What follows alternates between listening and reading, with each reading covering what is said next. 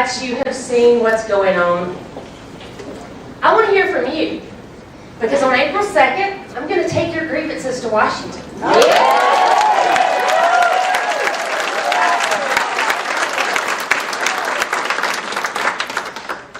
I'm really excited because you all took the opportunity to come out tonight, and it means everything.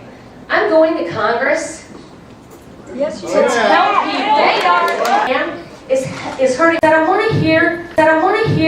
I'm not going to have all the answers. I'm not going to have all the answers. Tell me your stories. Tell me how mad you are. Tell me your stories. Tell me how mad you are. Tell me how pissed off you are, because I get it. So, BJ.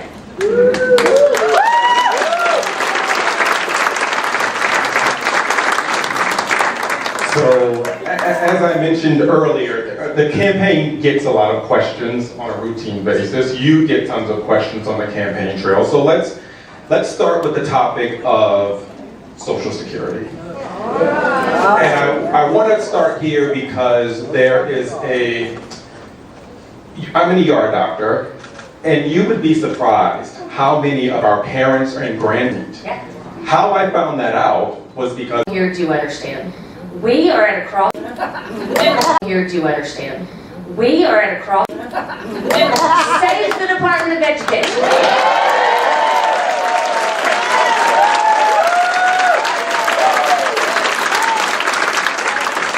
And Social Security, I have to introduce my mother. This is Granny Fran. She's a Santa Rosa County resident, and she relies on Social Security every month. Everybody does. You put into it, it's your money, you should get it back. That's right. Every penny of it. And we're not going to let anybody take that away from you. And it's going to be there. It has to be there for future generations. For my generation. I promise you, I will never, ever vote for a bill that does anything to Social Security, especially Medicaid or Medicare.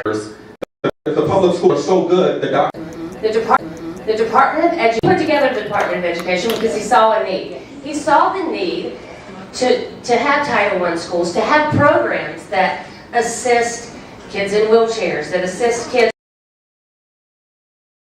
to be able to come to everything they need.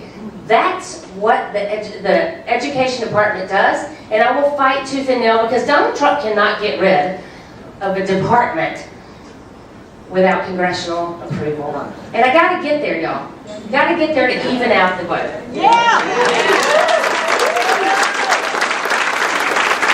So many of you may know in this room, because it seems like a pretty informed electorate, but many of you know that the highest concentration of veterans is right here in the Panhandle, in this congressional district.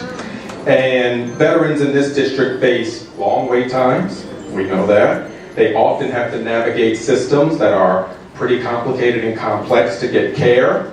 How will you address veterans' needs in Florida's 1st Congressional District, especially regarding health care? Right. Well, everybody knows right now we are struggling. Our VA is at 140% capacity. We serve 36,000 veterans and have about 3